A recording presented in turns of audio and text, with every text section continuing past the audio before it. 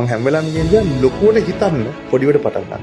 ගොඩක් දෙනෙක් ජීවිතේ ගමන පටන් ගන්න නැත්තේ බැරි නිසා නෙවෙයි, බය නිසා.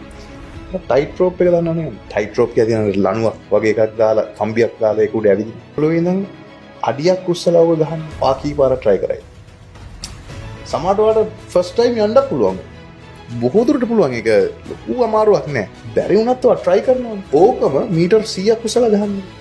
නික්කමඩක් try කරනවා. යන්න බැරි පුළුවන් පැත්තේ තියන්න try කරන්නෙත් නෑ. ඇයිද? මොකද්ද වෙනස? බය වැටුණොත් කියන බය. අපේ ටාගට්ස් උස්සන්න ලොකු වෙන්න. උස වෙන්න.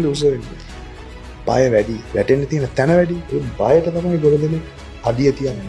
ජීවිතේ හොඳම දේ පොඩි ටාගට්ස් වලින් පටන් ගන්න. Tamanට පොඩ්ඩක් පොරොත්තු දෙන වැටුණක් මේ අඩිය වැටුණක් පොඩි දෙයක් වෙයි. එහෙම තැන් වලින් පටන් ගත්තොත් ඒ බය කියන එක නැති වෙනවා. ඊට පස්සේ අඩි 3ක් උස්සනවා, අඩි 6ක් උස්සනවා. අඩි